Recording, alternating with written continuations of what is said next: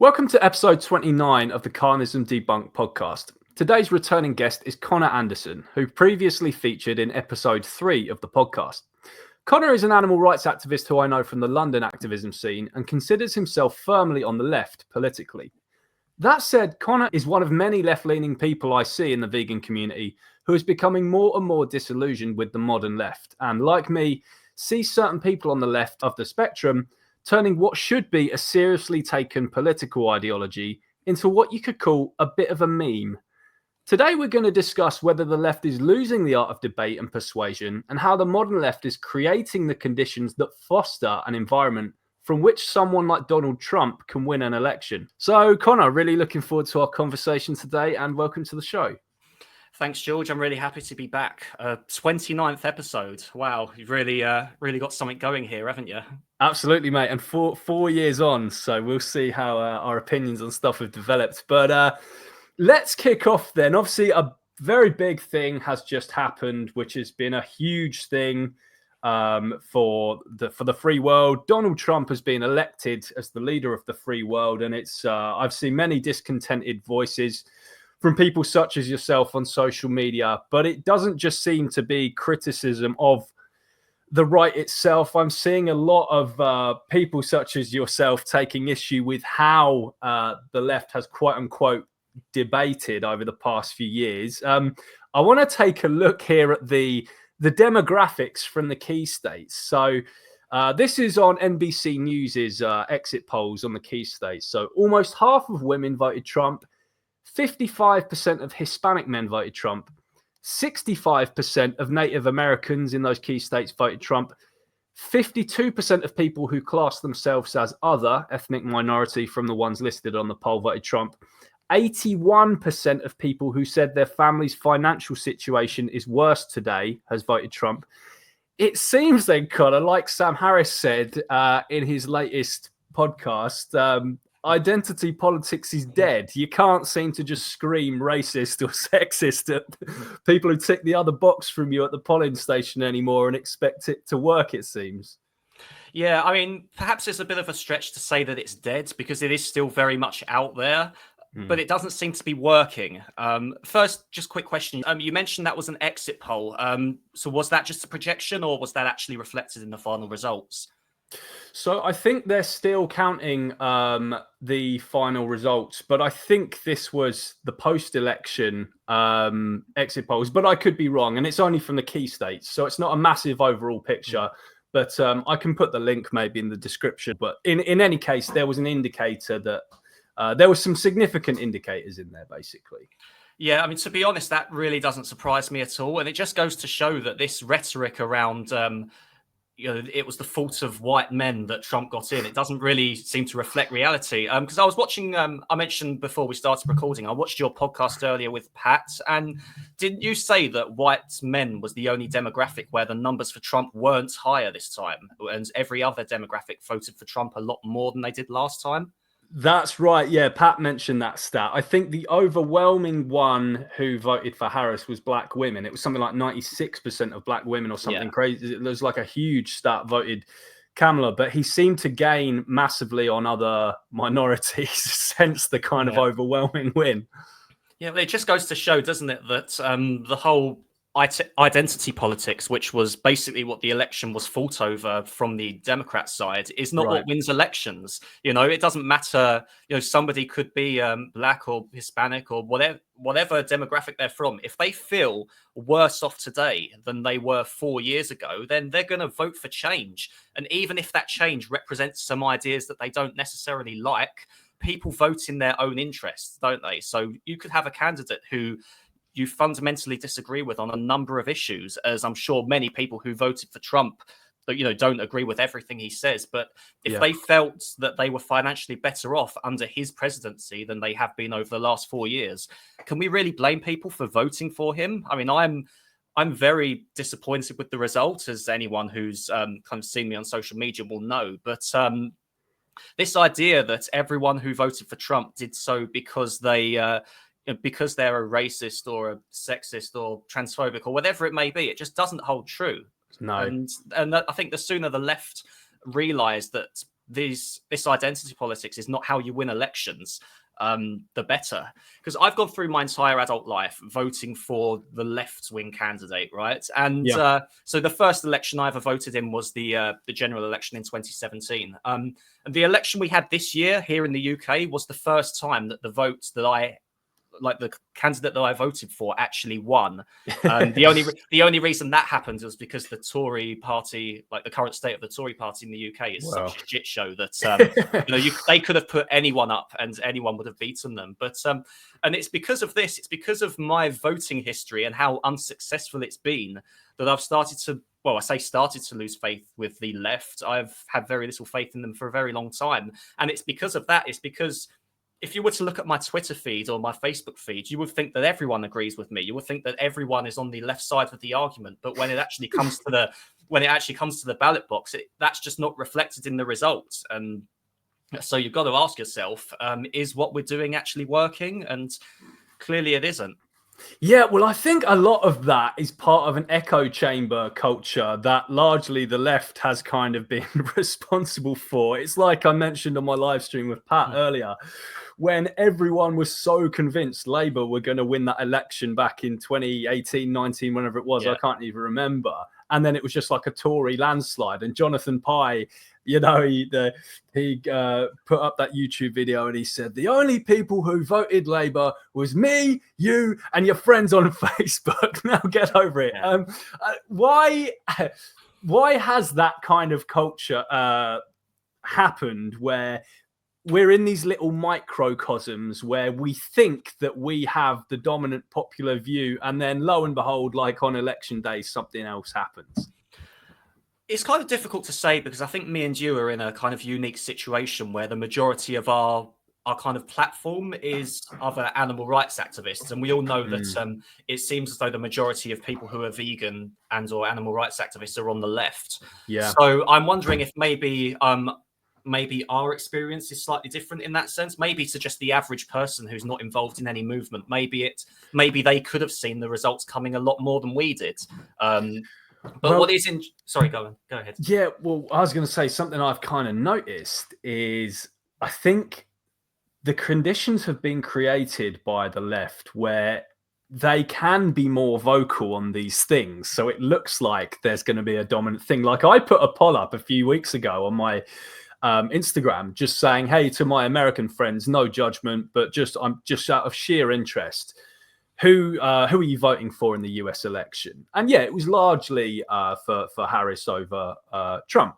And I tapped on the little results and looked at all the profiles and stuff. And the people who were voting Harris were kind of largely vocal about it on their feeds and stuff like that. But then the people who voted Trump, they tended to be more quiet about it. And guess what, Connor? There was Hispanic people, there was black people, it wasn't like some white male dominated thing as people would have you believe. But the point is, it was like, there's this kind of silent number of people in the animal rights movement I think that reflects wider society, who are actually scared to say, I vote for the right-leaning candidate because of these conditions that many people on the left have created where we can't even have the fucking discussion. Yeah, and the only time when these people can actually say what they really think is when they're in the voting booth, and that's a really powerful thing, because and that's why all the polls seem to be wrong as well. Because I mean, in the lead up to the recent election in the US, I was looking at a number of different polls, and the majority of them were saying that Kamala was ahead by a very small margin, or there were some that were for Trump, but again, it seems a very small margin. And then the results came in; it wasn't even close. So why did the polls not reflect that? It's because people can't say what they think. They're too afraid to. They're too afraid to say what it is that they, who they're actually going to vote for. And it's our fault that this has happened. And it's not just the fact that we don't know what the results are going to be until they come in. It means, I think that it's part of the reason why the results happen in the first place, because how are we ever going to have a debate with somebody on the opposite side of the political spectrum if we don't even give them the opportunity to say that this is how they feel in the first place? Now, I think that the left side, well, I say the left side, the Democrats, I don't think are particularly left-wing in their current form anyway, but the Democratic side of the argument I think there are some really strong arguments to vote for Harris over Trump that they weren't putting forward because the entire campaign was fought over identity politics. I think if they'd actually had that discussion a lot more, maybe the result would have been different. But you only need to look at the media coverage around both candidates. You only need to look at the actual debates. I think there was only one or maybe two debates between the two candidates, but it was all about it was essentially a character assassination of Trump. And whether or not I agree or not with some of the criticisms of Trump, many of them I did agree with, and many of them I don't necessarily. That's not what wins elections. People don't give a shit if if Trump's a good person or not. They care about what their wage packet looks like at the end of the month. And it seems like it was fought over two things: the character of Donald Trump, which people don't really give a shit about, and also this rhetoric around saving democracy. I mean, if people are democratically voting to elect Trump, how can they say that that's not a democratic process? So this whole thing about saving democracy just didn't really fly for me either. Maybe there are some people who like democracy was the most important issue of the election, but for most people, it's just about under which candidate can they feed their families better, or under which candidate can they live easier? And things that happen with regards to democracy and things that Trump may or may not have been accused of, that doesn't make people any financially better off. And I think that was a huge open goal that was missed by the Democrat side in the lead up to the election. Right, exactly. I think that's a very telling thing there that you've said. And I just want to give an example as well of the kind of environment that the left has created that ends in the phrase, the left eats itself. Did you hear about Kamala Harris being approached for the Joe Rogan podcast and why they ended up not doing it?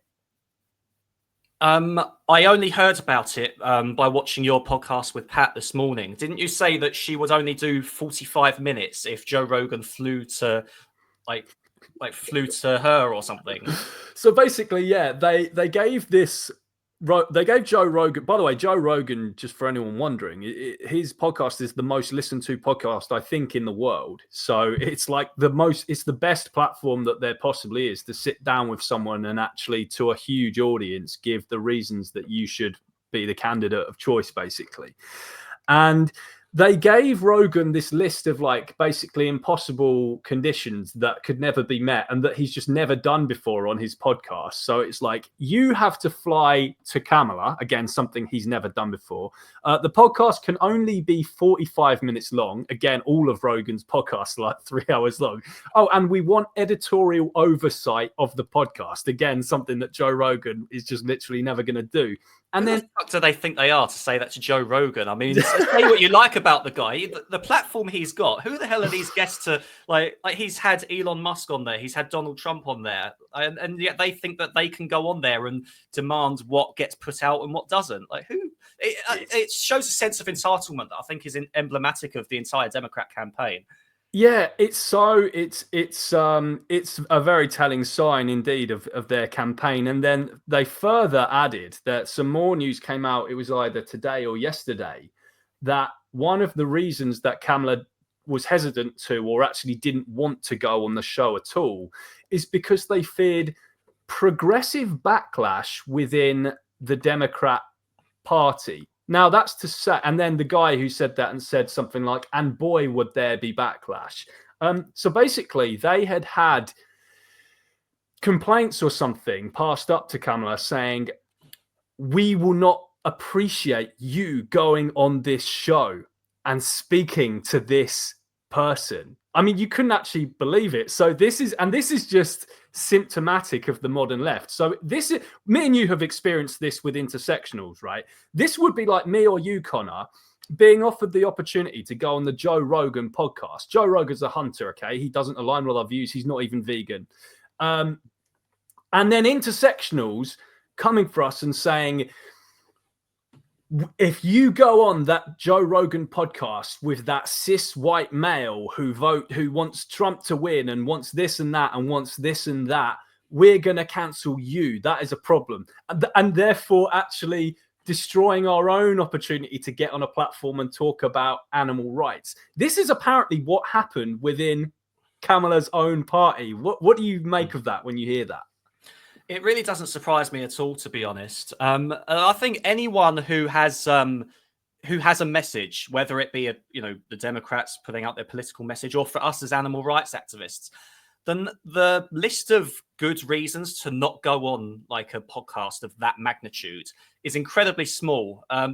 Like for me personally, as an animal rights activist, I would never turn down the opportunity to go on like Joe Rogan, or even like I hate to say it, even someone like Andrew Tate, somebody who I think is one of the most detestable human beings on the planet. If he gave me the opportunity to go and speak about veganism to his audience of young men around the world, like you'd have to be crazy to turn that down. And that almost makes me think of didn't you have an actual real life example of this where you said one of the best forms of activism you ever did was when you went on like a right leaning podcast when somebody else had previously turned down the opportunity just because they were like predominantly right wing? I seem to remember hearing you say that before. That is exactly what happened to me. So I went on the David Nino Rodriguez's YouTube channel. He has like something like 200, 300,000 subscribers on YouTube. And the reason that I was invited on is because he was basically looking for another vegan to have on, because a certain animal rights activist, whom I will not name, who produced a certain animal rights documentary that came out in the last few years and is one of the main documentaries we used, said about David Nino Rodriguez, "No, I will not go on your anti-science, bigoted platform or something. Did you not get the message from my documentary that veganism is about ending all issues of injustice?" So I went on the show, Connor, and it was the most effective piece of activism I ever did. And all these, MAGA flag wavers were in the live chat saying stuff like, "Wow, this guy's convinced me I can never eat an animal product again," and all this kind of stuff.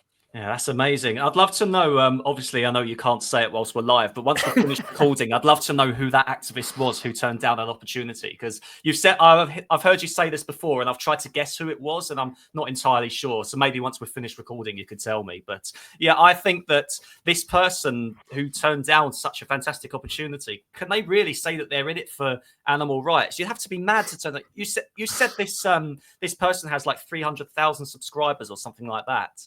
You'd have to be mad to turn down that opportunity to preach veganism to an audience of that magnitude. And especially for me, the fact that it was somebody on the right, like a right-wing podcast, would make me even more likely to do it, because I feel like people on the right are so underrepresented in the animal rights movement. I mean, I'm left-wing myself, but and most of the people I know who are vegan and are activists are on the left as well. But if we want to create a vegan planet, we need to appeal to the other side of the political spectrum as well. So any opportunity we have to do that and to break that stigma around veganism being like a woke leftist movement, which we both know is bullshit, but that does seem to be the perception. Any opportunity we have to break down that perception, we have to take it. So I'm really glad that you got the opportunity to go on this podcast. But going back to the point about Kamala Harris and the Democrats, it just goes to show how much they value the kind of culture war over any legitimate reason somebody might have to vote or not vote for them. The fact that they worry more about the backlash from certain factions within their party of going and speaking on Joe Rogan than they would about the audience of mostly, I think it's fair to say, mostly youngish men. The kind of demographic that they should be appealing to I mean, not solely, but considering that I think white men are the demographic that vote Republican the most, that's the kind of audience you should be going and speaking to. If the fact that they would turn that down because of certain voices within their party telling them that it's morally wrong to do so is absolutely absurd to me, but sadly not surprising. No, not surprising at all. And let's get on to the catalyst for why I actually approached you for this podcast, because it was actually in response to you liking a reply to a tweet by the leftist political commentator Owen Jones on X. Now, Owen Jones, I'm honestly actually gobsmacked that he's even left this tweet up. I mean, it's probably the worst tweet I've seen in on leftist X history. He was in New York or something recently, and he posts this kind of sneering tweet saying something like, huh, "I was just driven to my hotel by a Pakistani Muslim taxi driver, and he said he will be, in quote marks, voting Trump because the prices were lower under him than they are under Biden." And I responded to that by saying something like, yeah, it's almost as if ordinary hardworking Americans have the right to vote on the policies that affect them and their family. And you just heart reacted my reply. What was it that was so bad about Owen Jones's tweet there that you said kind of epitomizes everything about the modern left and what's wrong with it? Because one of the reasons why I am left-wing and why I was kind of raised that way is because the left is supposed to represent the ordinary working person. Now, over time, I feel like the left have lost that argument, and you only need to look at some of the biggest influencers representing the left. Here in the UK, Owen Jones is probably one of the most prominent leftist voices on social media. And the fact that he can take such a sneering attitude towards somebody who has genuine concerns about, clearly the reason why he voted Trump is because of the economic argument. Now there may have been a legitimate response to that guy. Maybe there is a good reason why he could have been convinced to vote the other way based on the economic argument. But the fact that Owen Jones felt the need to just rubbish that argument completely, and actually making an issue of the fact that he was a Muslim cab driver, like, as if that was more important than the fact that he and his family are struggling. And this is the whole problem. It's all about who you are, not how you're living, not your experience. It's the religion you're raised to believe. It's the color of your skin that you're born with. I remember the days when like hyper focusing on somebody's characteristics was something that people on the right were supposed to be doing, or at least that was the accusation. Right. Now the left are the only ones who ever seem to bring it up, and I'm not saying there aren't still racists on the right. There are probably a lot of people who did vote for Trump because they genuinely hate migrants or that they hate black people, and those people were always going to vote for Trump, right? Elections are won and lost by appealing to the average person whose vote can be swayed. And the reason why the left keep losing elections, in my opinion, is because they've lost the art to do that. They just assume that if you're even considering voting for Trump, or in the UK case, the Conservative Party, it must be because you're, all insert label here. It obviously can't be in any way to do with your personal situation and the fact that you feel you'd be better off if the right-wing candidate got in. Right. It was just the most out of touch tweet I think I've ever seen from a leftist influencer. Oh my God, get this. A brown person voted for the party I don't because they can't afford to feed their family these days under the Harris-Biden administration. Oh God, what an idiot this guy was. If it had been anyone other than Owen Jones that had tweeted that, then I would have been surprised. But unfortunately, this is the kind of person he is. And it's not just him. All the other leftist voices we have here in the UK, like the utter dickheads at Novara Media, and the people that write in The Guardian. The Guardian today announced that they're no longer going to be posting on X because I think basically they're scared of the community notes feature or something like that. These are the kind of people we have representing the left. It's not about representing the working family anymore. It's not about appealing to their legitimate concerns over their the amount of money they have in their wage packet every month. It's all about who somebody is rather than their personal situation. And this is why we keep losing elections again and again and again. And it's very telling, isn't it, that the only election in my lifetime that's ever actually gone my way has been the one where the Tory party have been so shit that it was literally it was guaranteed to happen. Any election where it's actually been a legitimate fight between two candidates has never once gone the way that I've voted, and this is why. Now, one, I guess, kind of positive thing about the left is that there's a lot of kind of care there, a lot of sympathy. Part of being left wing, I think one of the core principles is that you care a lot about people and their issues. And with that can come with a bit of emotion and stuff.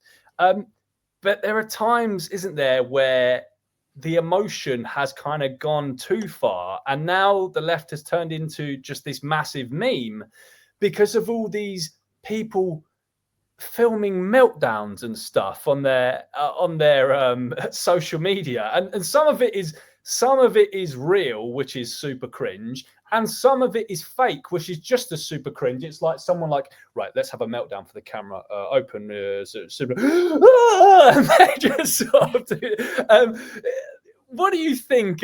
Maybe we can play some of this footage you said you were going to play, but what are your thoughts, first of all, about the idea that the left is kind of, one of the core principles there is caring and having empathy, but what it's kind of turned into as a result of that with emotional stuff?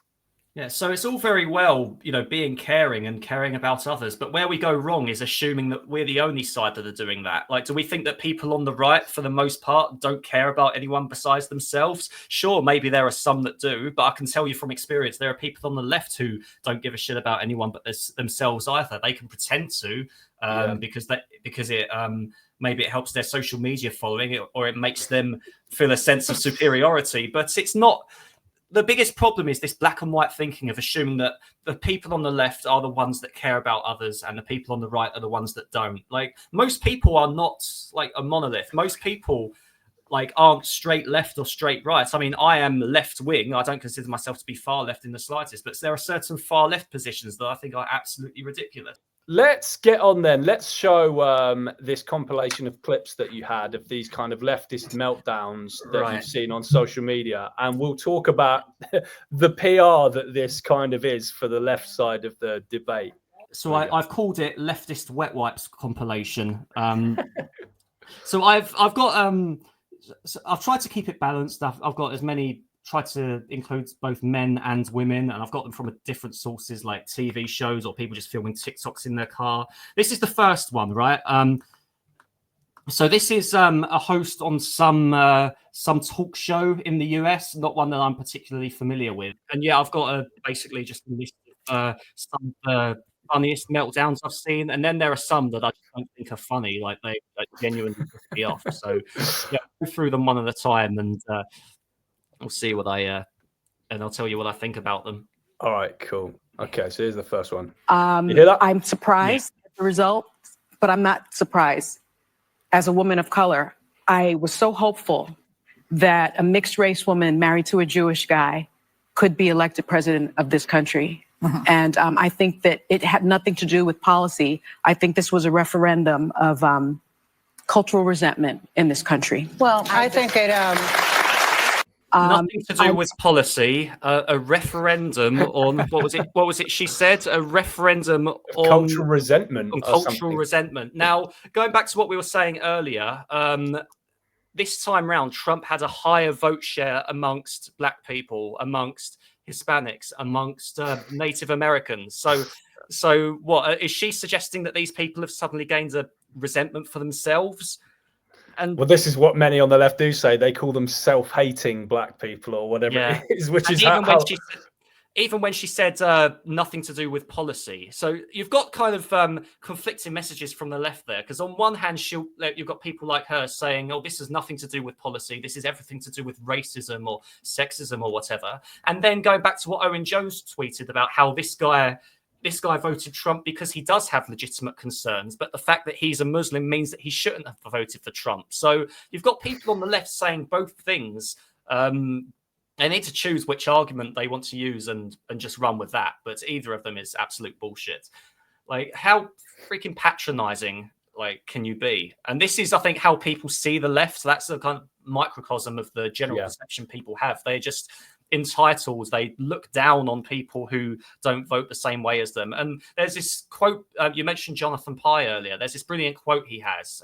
He said, the best way to push people further to the right is by telling them that they're already there. Now, these people like this woman, I don't know who she is. I'm guessing she's some kind of talk show host in America, saying that these people are racist or sexist or whatever. She's just ensuring that they're going to these people are going to keep voting against her side forever. Because who's going to be convinced to vote a certain way if you talk to people like that? No, absolutely. Let's go on to the next one then that you've titled Screaming Woman in Car. Yeah, when I wrote this, I didn't realize that was going to be most of them. That was just the first one that I came across. Right. God. Right. Okay. Let's get this one up. I'm sorry. No.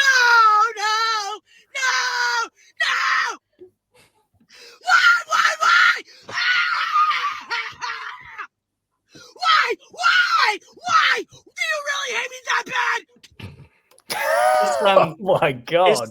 It's like me after Spurs lose a North London derby. Like, I just can't understand the thought process. But like someone, she obviously made a conscious decision at some point to go and sit in her car, turn the phone on, and then begin screaming. So either she was already just kind of screaming before that, and then she just halfway through decided to start filming, or she waited until the camera was on her and then started it. There's this. Do you remember this meme of the first time round when Trump got elected? There was this person at the inauguration, like down on their knees, just screaming no. Like, do you remember this? I remember it very much because that person's become like a meme. When you just type in like SJW meltdown on Google or something, that one comes right up on Google Images every time. Yeah, and the thing is, I've in the past there have been elections that haven't gone my way, where genuinely some of the policies that they would have brought in would have had an impact on me. So the last election in 2019 that the Tories won, for example, at the time I was my girlfriend at the time was Eastern European, and her right to stay in the country was very much up in the air. So the whole thing around Brexit genuinely did affect us. I didn't react like that, and neither did she, even though like we genuinely had concerns about whether or not she was going to be able to stay in the country. Like neither of us were that embarrassingly affected by it. We were disappointed and quite worried for a while, but like, I just can't understand how somebody can be so deranged in the face of a result that hasn't gone their way. I mean, maybe she has genuine fears about what her country is going to turn into, or certain policy positions that that Trump has that she thinks that are going to affect her. But what's most likely is she's just like her Twitter feed has led her to believe that this is basically the end of the world, and I think that's I find that incredibly sad. But it's funny, but it's also sad. No, absolutely. All right, let's look at this next one. University of Oregon assistant director. Yeah, so when we're watching this one, imagine, bear in mind that he actually works with students. Okay, let's have a look at this. God, I can tell this is going to be cancerous already. Well, if he's a US college professor, I know what this is going to be like. Right, let's However bad you think it's going to be, I promise it will be a lot worse. Oh my God, right. I'm done crying. My sadness is over. My anger has set in. I am a very petty person, and I am very proud of that. Love it about myself, actually. And so I say this in the most disrespectful way possible. I don't care if you are my family. I don't care if you're my friend. I don't care if we've been friends our entire lives. You can literally go fuck yourself if you voted for Donald Trump. If you are so sad about your groceries being expensive, get a better fucking paying job.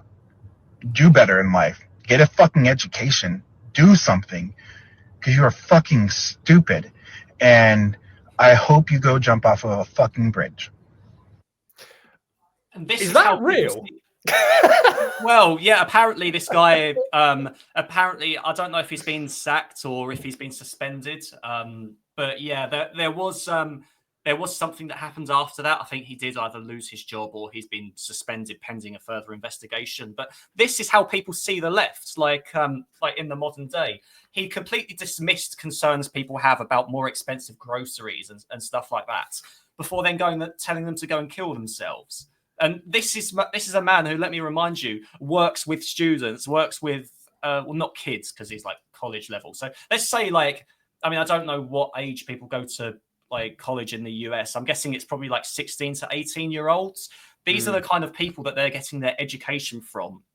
So this thing that that people on the left love to say all the time is, oh, the more educated you are, the more likely you are to vote Democrat. And some people will argue that it's a matter of, if you're more intelligent, you're left wing. If you're less intelligent, you're right wing. This is probably what it is, because this is the kind of people that they're learning from. This is where they're getting their worldviews from. It is very worrying, and I think this was actually a huge catalyst for Trump winning, because he said he was I think many Americans are rightly concerned about what their education institutes are turning into due to the kind of woke virus, and I think I think a lot of just decent normal Americans voted for Trump because he said he's going to iron this crap out of the educational institutes. Who wouldn't vote for Trump if he's the one who says he's going to do that, and Harris says nothing about it. All right, let's go on to this next one that you've titled, I Want Bad Things to Happen to You. A lot of these are kind of blurring together in my mind because a lot of them have follow a same theme. Right. Now that we're all saying what we're thinking, I'm going to go ahead and say that I think if you voted for Donald Trump, you're ugly. I think you're all freaking ugly, and I think you're dumb as bricks. And I think you're a bigot in every sense of the word, every use of the word. I also not only won't care when all the bad stuff that's gonna happen happens to you, I actually want it to happen to you.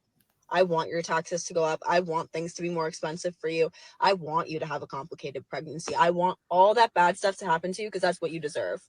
Also, the only silver lining is it's actually going to suck for all you Trump voters way more than it's going to suck for us blue voters, because we actually have educations and good jobs. Y'all are broke as fuck. So it's really going to suck for you when he raises your taxes a ton. Oh, my word. I hope you have a complicated pregnancy. What a champion of women's rights that woman was. But this is the problem.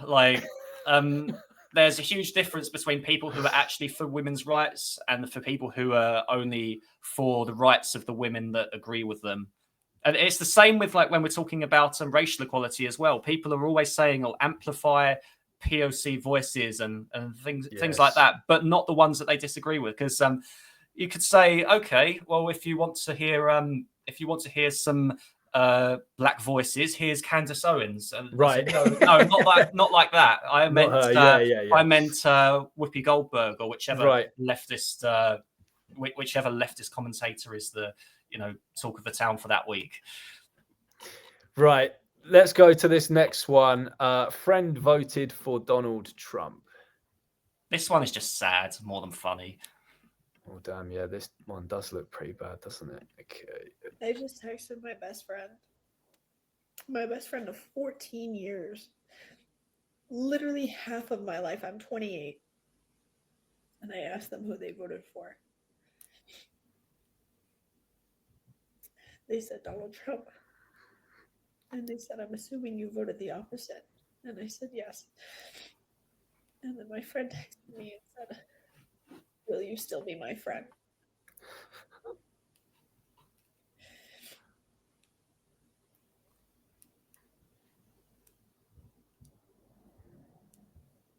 She could have edited out some of the crying, couldn't she? Half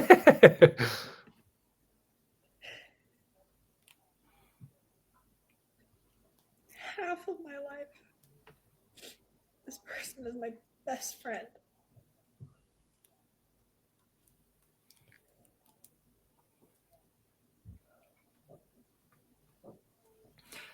That's it. Just no real commentary on the video. She just says that, and then she just cries for about a minute. Yeah, and what I'd say to this person is, this friend of yours is the same person today that they were yesterday. But this is the tipping point for them. Like that alone is enough for you to throw away. I think she said 14 years of friendship or something like that. And this, I think this is partly how these kind of echo chambers even form in the first place, because people don't want to connect with anyone who thinks the opposing way, and therefore these debates can't even take place. As I said, I think there are some very legitimate reasons why somebody might vote for Kamala over Trump, and I think there are legitimate reasons why somebody may fear a Trump presidency. But nobody ever has those arguments anymore. It's all about, if you voted this way, then you're a this and you're a that, and people are willing to throw away friendships of a lifetime, or even throw family members under the bus just because they voted differently. Like, talk to them. Like, you're in the best position to do that out of anyone. So if you think you can change their mind, then try and do that. And if not, guess what? They're still the same friends and family members that have been in your life for however long. Absolutely right. This next one, I think this sounds like an absolute banger. This is the one you're telling me about before the show. So this one you've titled "Report Latinos for Trump to ICE." Yeah, so this is right, a Latino guy who's basically, well, we'll see what happens, but this we'll is see. probably the worst. This sounds epic. I can't wait for this one. Latinos for Trump, it is time to embrace the consequences of your actions. I've always been a firm believer of fighting fire with fire. If somebody goes low, I'll go lower. Now, with that being said, I know for a fact that most Latinos for Trump have undocumented family members, whether that be their parents, siblings, aunts, uncles, etc. So if you know of a Latino who voted for Trump, I urge you to call this number and report said family members. It's time that these Latinos for Trump get a taste of their own medicine and a taste of poetic justice. Now, I know what you may be thinking, Angel, this is extreme. And I agree. But extreme problems call for extreme solutions. And unfortunately, many innocent people are going to be affected by this. But you can't be that innocent if you raised a Latino for Trump. And before all of the Latinos for Trump come at me all angry, this is what you wanted. This is what you voted for. You should be happy. Let me see that smile. But there you have it, guys. Once again, there is that number. You know what to do. It's time that these Latinos for Trump learn the hard way. But anyways, let me know what you guys think. The TikTok ones are the worst, but I guess that shouldn't really be a surprise, should it? I think this is why I no longer have a TikTok account, but fuck me, I think I might have to get it again. Oh my God. It's good for a laugh until you've watched the same thing about 100 times, and then you just feel like you've had enough. But and he'll say this is what you voted for. No, these people have voted this way because they probably feel they're going to be better off under a Trump presidency, or maybe they feel like the border is going to be more secure under a Trump presidency. If there are Latinos who have come to the US legally and they've gone through that process, maybe they don't feel like others should be, skipping the queue necessarily. So this idea that And he's going to take it out on their own family members who might be here without the legal documents, who have nothing to do with. I don't think there's much more we can say on that one. I think that one's just that one's my favorite one so far. Yeah.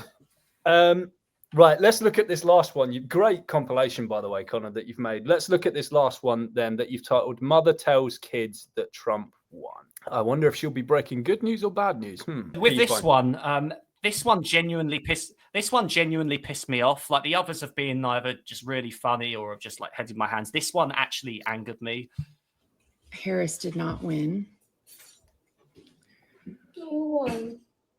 Trump. So I'm take a breath. Yep. So today may look a little different at school. Okay, there are probably going to be friends who have questions, right? I'm sure your teachers are going to, I think, we currently are in a country where we get to choose, right? And people have different priorities. They have different values. Some people hear what he has to say and they don't believe him. And some people hear what he has to say and they believe him and they agree with him. So today's your school day is probably going to look pretty normal. Okay. Your teachers are going to do a really great job of, if you have questions throughout the day or if you have big feelings throughout the day. Do you like these? I am sad. I'm very sad. And now you're crying. Child abuse, that's what that is. Yeah, I can't explain imagine why. Well, I can't imagine what this woman's been telling her kids, but Right. I don't know how old they were, but judging by how they sounded, they was like very young. They sounded like less than 10, like probably even younger than that. So like, what has she been telling these kids so that they are this terrified by the prospect of Trump winning? When I was that age, the only thing I was concerned about was how much money I collected on RuneScape. Like I didn't give a shit about politics, and like I'll tell you this what one she's really told pissed them. me off. Go on. It's really bad, isn't it? I'll tell you exactly what she's told them. She's compared Trump's upcoming presidency. She's taught them about World War II, and she's told them about what happened in Germany and all the people that got mass murdered. And she's compared that to what could happen if Trump wins. I guarantee that is exactly what she's told her, like what sounds about 5-6-year-old children there. Oh my God. Honestly, and yeah, that was the worst. I saved that one till last because it was the only one that genuinely I didn't even find funny. I just found it so nauseating that they could be. I mean, like I said, we're only guessing what she's told her kids, but it's clearly something bad if they're reacting like that at that age to an election result. Like I didn't even up until I was about 10 or 11, I couldn't have even told you who our prime minister was. That's how little I cared. And people will say, "Oh, but you're a straight white male." Like the same. I think the same can be said for most kids. Like growing up, when I was growing up, anyway. But these days, like I don't know, mate, whether this is an outlier or whether this is, whether this is a sign of what's going on nowadays. It's just so incredibly sad that this is what these kids are being made to believe. Because yes, as I said, there are many reasons to be worried that Trump won. I have many legitimate concerns about that myself, but I wouldn't go telling kids about it. It's not right.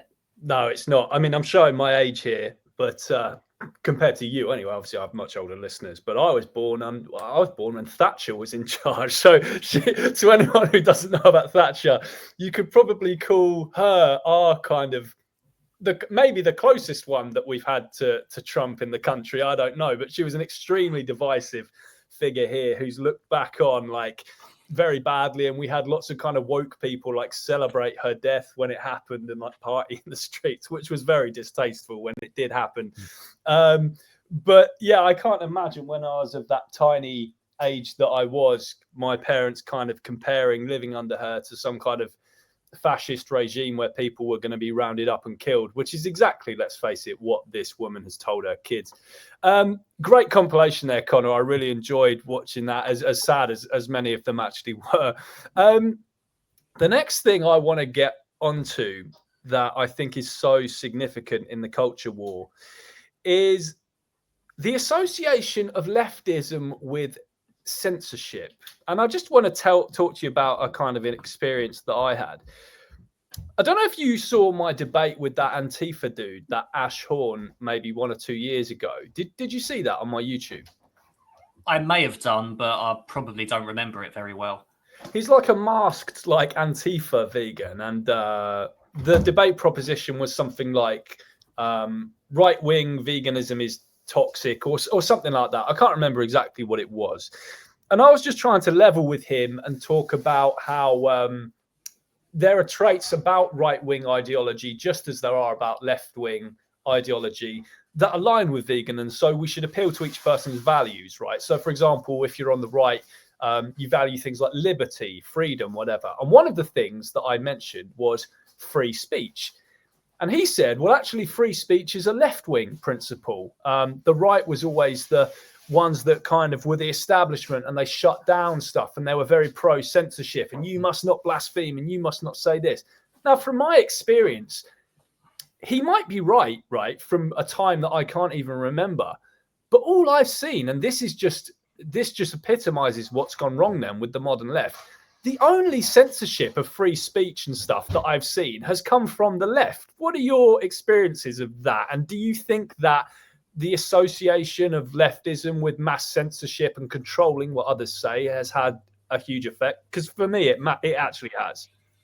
Yeah, I absolutely agree, and I definitely share your experience with what the left being the ones that are kind of in favor of censorship. They will say that they're in favor of freedom of speech, but they'll say things like, "Oh, freedom of speech doesn't mean freedom from consequence." But yet the same thing never seems to apply when they say problematic things, because the left don't hold a monopoly over like anti-oppression or whatever. There are certain views that people on the left hold that that many people would deem to be oppressive, but nobody ever tells them that they can't say those things. And even looking at it through the lens of animal rights, who are the people that tell us, oh, you can't use the words like slavery and Holocaust and rape to describe what happens to animals? It's coming from intersectionals on the left. So yeah, maybe there may have been a time when when freedom of speech was very much opposed by the right. I mean, we can look back on we can look back on authoritarian regimes of the past. Like there was a lot of censorship going on in Nazi Germany, for example. I know that's a very extreme example, but yeah, maybe in the past that was the case. But these days, it is very much the left who are who are the ones telling you can't say this. And so yeah, that is the state of things today, unfortunately. Absolutely. So it's basically the case that what was once a principle of the left wing apparently is now essentially like a blasphemy. Oh, how dare you say pro free speech? That means that you are this. That means you are that. The next thing I wanted to talk about then is safe space culture. Now, again, this goes back to the whole value that's on the left. That's a good thing about we care for people. We're compassionate. We want you to be comfortable to a certain extent, to be able to live in your skin or your sexuality, wherever you are in the world. But now we're seeing this stuff about safe spaces, university campuses, and the idea that if an idea challenges you, we want to protect you kind of from this idea because it might upset you. We don't want you to go to university, Connor, and God forbid you might be in a university lecture with one of these nasty people like, I'm trying to think of an example. Brett Weinstein, who got, fired from that university campus because he refused to participate in that special kind of day that they had. We don't want you to be challenged by these ideas, or Charlie Kirk or someone like that. What do you think of like safe space culture and how that might have affected the left? Well, as a general rule, I would say that anyone who wants to change anything, if you want to change somebody's ideas, you should never insulate yourself from the opposing argument. Could you imagine if we vegans acted like that? Could you imagine if we said to people, "Oh, don't worry about coming to this vegan outreach event because you might be upset by people trying to justify like exploiting animals." Like it's I mean, I understand that everybody's experience is different, and for some people there may be certain topics that may be considered triggering for them. So for example, if somebody has a history of having suffered from sexual violence, there may be discussions on things like rape culture may be very upsetting to them. But if somebody is in that situation, it is incumbent upon them to separate themselves from that debate rather than telling everybody else that they can't have it. Yeah, exactly. And you can pre-warn people before something's going to happen. This lecture may contain graphic descriptions of this, that, and that. It's up to you if you want to attend. But what they're doing on these particularly US college campuses, and they've been doing this since about 2015 now, and it's just made the left look so kind of weak and silly and unable to like handle any kind of critical thought. Is like people are triggered by the very presence of a conservative at a university. If Charlie Kirk just happens to do a talk at your university, don't worry, we've set up a safe space room for people who are triggered by just by the fact that Charlie Kirk or whoever is actually there. Yeah, see, if somebody gets that upset by somebody just being there, then they need to grow the fuck up, seriously. Could you imagine, going back to the analogy around like us and veganism? Imagine if we were this upset by the presence of non-vegans. Like we would never leave the house, would we? No. So, Yeah, And that's I the mean, world's largest oppression as well. What's yeah, happened. absolutely. And So- like, and the thing is, somebody like being in the vicinity of somebody who holds conservative views is absolutely no threat to you or your safety. Like, I can understand if somebody was turning up at a college campus wearing like the the white sheets of the KKK or something like that, then I can understand somebody not wanting to be in the vicinity of that happening. But that's Right. not what's happening. Like people getting people like acting as if they're feeling personally threatened by somebody with conservative views, like being if that's a college campus or whatever. And we even see this in animal rights, right? Like people saying that oh, if I am at an event and somebody with right-wing views happens to be there doing outreach for the animals, that makes me feel unsafe. Like if there's a genuine reason why somebody's safety might be compromised as a result of somebody else being welcomed at an event, then I'm sure the organisers would step in and say, like, no, we have a reason to think that you are going to cause harm to like other attendees, so therefore we don't want you there. That I think is perfectly reasonable. But simply somebody who votes Trump being like in the same college campus as you, or going back to animal rights, somebody who votes Trump attending a vegan outreach event like alongside you poses absolutely no threat to your safety whatsoever. And to pretend that it does and demand that you're kind of kept separate from them, it's just the height of entitlement. And I think it's part of the reason why the left is seen as such a joke by so many.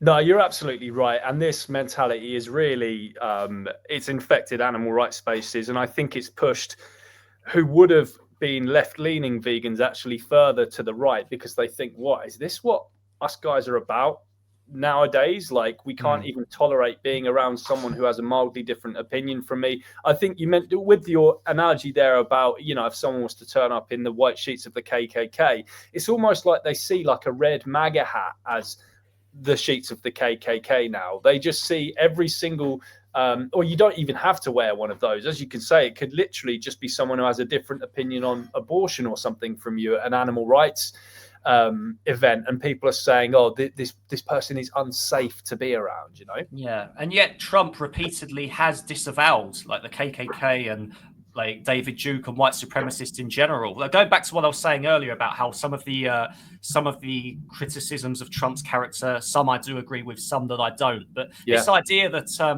that Trump doesn't condemn or disavow white supremacy is just a complete myth. And I think there are plenty of perfectly legitimate reasons to criticize Donald Trump or to argue against like conservatism without making shit up. And that's just what a lot of people on the left seem to do, unfortunately. And the media doesn't help either. Like, I saw that compilation that you played on the podcast with Pat earlier today of like 4 minutes of Trump like saying that he doesn't want votes from white supremacists, and then at the end there was, I think it was Biden who said that not once has he disavowed white supremacism.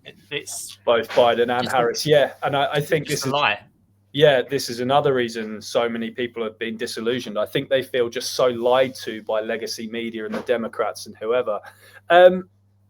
Right, the next thing I wanted to get onto, what do you make of patriotism, Connor? Because I'll give my little opinion on it. I don't care whether someone's patriotic or whether they find patriotism a little cringe.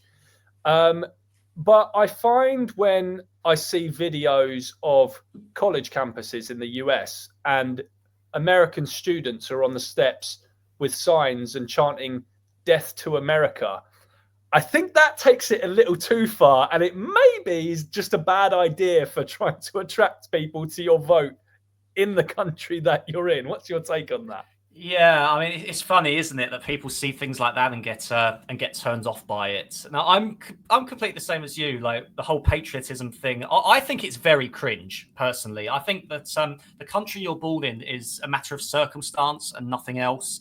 And taking pride in that is just like, it makes no sense when most of us have actual achievements that we can be proud of. So I think that patriotism in general is a bit cringe, but equally I think people can take it too far the other way, and shouting things like "Death to America," or people even do things like that here in the UK. Like, who are you actually going to win with that argument? It's almost like these people are just if there were shills in the kind of left-wing movement that were deliberately trying to put people off of voting that way, that is the kind of thing I would expect them to do, right? Yeah. Like, who do they? It's almost like when I see things like that, it makes me think maybe that people on the left don't actually want to win the arguments, and they just get some kind of kick out of being the, being the opposing view, or the opposing side of people who. Just people who just pride themselves on being contrarians, because if they actually wanted to get their argument across and actually wanted to win, this isn't the kind of shit they would be doing. No, absolutely. And yeah, I think there's some people that maybe take patriotism a little too far, whatever, but then at the same time, it's fine to support England during the World Cup or fly the US flag outside your house because you're proud of whatever. And I don't mind either side. I don't mind whether someone is patriotic or whether they're kind of anti-patriotism or find it a little cringe. But the people on the left that I've seen, like you say, that it would be as if they're shills within their own movement, because surely the last thing you want to do within your own country, if you're trying to get the electorate to vote for the party that you want to vote for, is to say that you want your own country to collapse. I mean, that's it seems very strange to me. Yeah, and it makes you it's no surprise that so many people worry about what would happen if these people do get into office. Like, I've seen so many people, like people on the right, who genuinely worry about if Kamala were to win, or what that would mean for the future of America. And I think a lot of this is overblown. But when you see people trying to burn the American flag and expressing nothing but hatred for their country, can you really blame people for being worried about what would actually happen if these people got into power? Yeah, very, very bad move. Connor, we got about 10 minutes left. I want to try and cram these last few topics that I can into this last segment. So the next thing I wanted to talk about, have you heard of what's called the bigotry of low expectations? Do you know what that is? I've heard of it, but you could probably explain what it is a lot better than I could. Right. So this is a thing that I just think has been a huge reversal of left and right wing toxicity, right? So the old sort of hardcore right wing, and indeed many on the far right now, that you'd think that the idea that, black people are just these stupid, dumb, helpless victims is probably this far right Nazi ideology.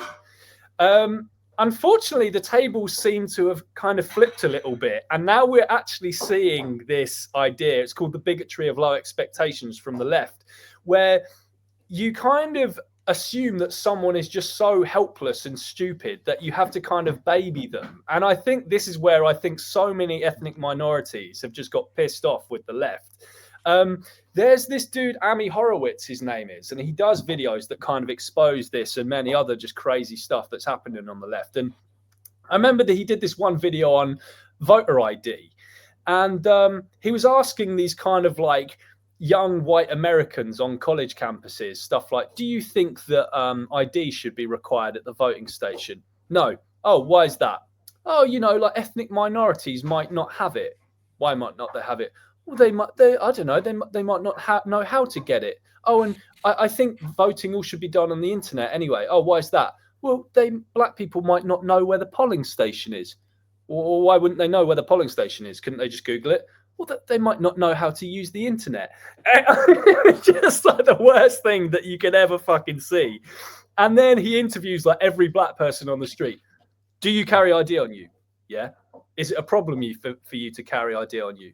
No, why would it be a problem? Are you happy to show ID at the polling station? Yeah, why wouldn't I be? Do you know where the polling station is? Yes, so 51st Street, take a right, blah, blah, blah. Would you know how to find the polling station if you didn't know where it is, how to look it up on the internet? Yeah, why wouldn't I know how to do that? So I don't know. What's your thoughts on that? I don't think I need to say much more. Yeah, I mean, when you mentioned, did you say it was called bigotry of low expectations or something like that? Yes. I had a feeling it was going to be something like that, and unfortunately, we do see a lot of that, and even like obviously you gave the example of voting ID, but even when people just assume that somebody is going to vote a certain way because it's what their demographic is supposed to do, like implying that they can't think for themselves and reach their own conclusions based on the information that's available to them. It's just so incredibly patronizing. And I feel like if somebody like Martin Luther King Jr. was here today, he would be absolutely like furious about it. He's probably standing in his grave about it right now. We see this in the animal rights movement, right? Not just with regards to like race, but even saying something like if somebody comes from a poorer region or a poorer country, that they that preaching veganism to them is going to be inappropriate because they might not be able to like find vegan foods where they live, or they might be too concerned with their own problems to have it in them to be compassionate towards animals. Like we see this all the time. White veganism, Connor. Yeah, white veganism. Yeah, that's the term that they use. And what their basic how it sounds to me is white people have it in them to be compassionate towards animals and to reject the injustice towards animals, but those who are from whether they be black people or people from a poorer background or anyone who's not like a white Westerner, basically, that they don't have it in them to understand that that what's happening to animals is an injustice. So that's a very relevant example in the animal rights movement. Obviously, you gave an example with voter ID as well, but yeah, it is. It's the kind of thing that some of these civil rights activists of their day would be turning in their graves over.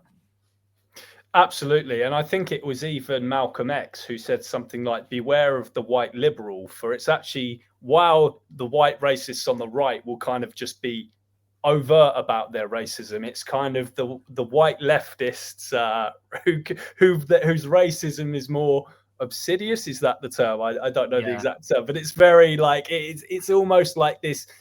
It's racism, but with like a fluffy little smoke screen over it that makes it appear as if it's not. It's interesting that these aren't the quotes that get made into memes and shared on social media. It's only ever the two or three Malcolm X quotes that white saviors like. Oh yeah, exactly. All right, let's go for the last topic then that I want to talk about. Do you know what the backfire effect is in psychology? No, I mean, I could probably guess based on the name of it, but no, it's not a term I'm familiar with. It's basically when you kind of shame someone so much about their beliefs that they want to do the other thing because it's pissed them off so much.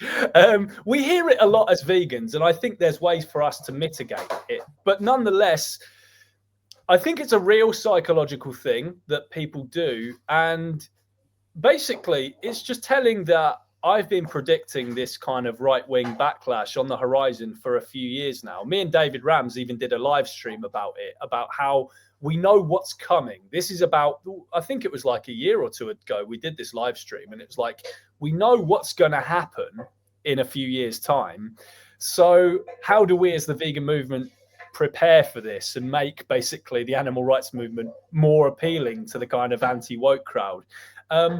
The reason we could tell that's happening is because we knew that, and many others have been saying this, that people are getting pissed off. People are just so fed up with being lectured by people on the left about what they are if they do this and who they are if they have this opinion, that it's making them want to actually dig their heels in and just vote the other way to piss them off. I'm wondering how many of those votes for Trump, for example, do you think just could be a strong number of people, whether they're white people who are just pissed off at being called white supremacists and racists, or whether they're, Hispanic or native people who are being told you're a self-hating this if you vote this way. How many of those votes do you actually think are as a result of the backfire effect? And even if it is a few, do you acknowledge that it's a real thing that the left is actually springing into action? Oh, it absolutely is a thing, yeah. And it goes back to that Jonathan Pye quote that I quoted earlier. And the quickest way to push somebody to the right is by telling them that they're already there.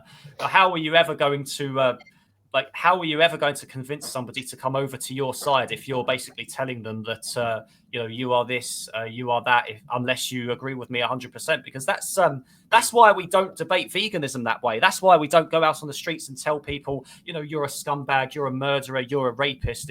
Obviously we hold people to account, but we don't go on the streets and scream at people saying that you're this, you're that, because we know it will just make them basically turn away and do the opposite of what we want. And it's hard to know how much of an impact this had on the final results. I'm sure there are people way smarter than me that are going over the results and trying to piece together how much of the vote is attributed to these various different things. But it certainly doesn't help, and it's one of the things that I think that the left really need to stop doing. No, absolutely. And then final question to you, Connor, I guess, just to wrap up the podcast.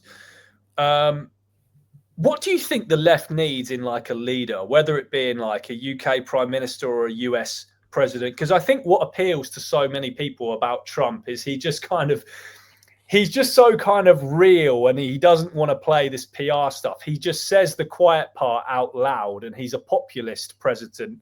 And I think he just appeals to the silent majority who just want to kind of get on with their life. He doesn't have this kind of polished image, this kind of super slick kind of campaign that the Democrats try and run. And I think the Democrats are calling out for a really kind of strong leader who could go on like the Joe Rogan podcast or something. And if Rogan steps out of line, they can just grab Rogan by the balls and face him. I think that's the kind of thing that the left kind of needs in a leader. What's your opinion on that? Does the left kind of lack strong leadership in your opinion, and what do they need? Yeah, I'm hesitant to say that we want like a populist on the left because I think populism on either side of the political spectrum can be incredibly dangerous. In fact, there are examples of leftist populist leaders around the world who are an absolute disaster. Just think of Maduro in Venezuela, for example. So I'm hesitant to say that that's what we want, but we do want somebody who's willing to stand up to scrutiny and give a good answer to it. Like Kamala Harris, for example, the fact that she not refused to go on the Joe Rogan podcast, but basically gave a list of demands that were ultimately impossible. And I think that was the whole strategy all along. I don't think she ever even intended to go on the podcast. She just wanted to impose a load of conditions that he would never agree to.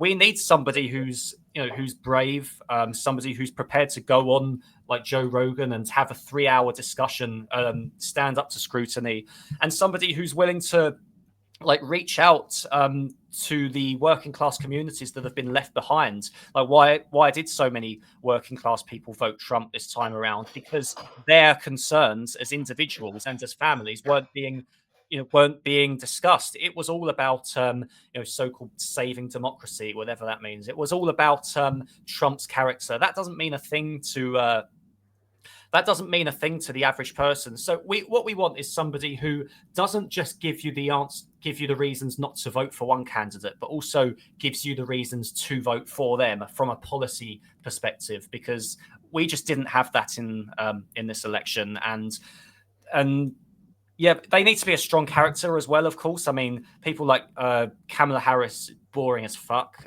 Joe Biden can't even string a thought together, let alone a sentence. But, when I think of the one thing I can say I admire about Trump is his character, is his ability to kind of, to give an example, when that assassination attempt happened and straight away he got back up on his feet and covered in blood and shouted fight. As somebody who strongly disagrees with everything Trump stands for, even I looked at that and thought, you know what, that is quite impressive. That does show a strong character. Could you imagine if that had been Joe Biden? He wouldn't have even got back up on his feet. Let's be honest. No. I mean, he couldn't even step off that airplane or whatever, could he? Yeah. So these are the things we need. We need somebody who appeals to the concerns of the average person without being a populist. We need somebody who's prepared to actually face scrutiny and actually answer the difficult questions and not be afraid to reach out to people that disagree with them, and somebody who's actually likable as a person, because rightly or wrongly the character does seem to matter as well. Like somebody could have all the right policy positions, but if they're not a likable person, then there will always be a lot of people who don't vote for them. And another thing, can we stop with these fucking celebrity endorsements as well? If I'm struggling to feed my kids, right, I don't give a fuck what Taylor Swift says. I don't care who someone like Oprah Winfrey is going to vote for. I don't care about like Michael Jordan and his political viewpoints, like, because nobody trusts celebrities these days, right? Especially in the last few years, we've had the Jeffrey Epstein scandal, we've had the P. Diddy allegations. I think public trust in celebrities has never been lower than it is now. So stop quoting celebrity endorsements and try and explain to the average person why we should vote for them. So less pictures of like Taylor Swift on your Twitter feed and more pictures of, I don't know, Dave, the working man, like who works a job and to feed his 2 kids. You know, that's what we need more of. Enough of with this celebrity bullshit. Yeah, very well said. Thank you, Connor, and some great thoughts there for the audience to leave there with. And I know this episode, well, you'll get some flack from some of the left-wing vegan audience, but I think a lot of I'm past caring at this point. I got stick when I came on your last podcast, and we weren't even talking about politics in that one, so that's unavoidable. Well, there we go. And then, but I think it will resonate strongly with so many of my left-leaning listeners as well, who are so pissed off with how the left has just eaten itself over the last few years. So yeah, Connor, thank you so much for coming on the show. I really want to thank you for coming on and giving your very honest opinions. Always a pleasure. And thanks for having me on the podcast. It's always great to be back.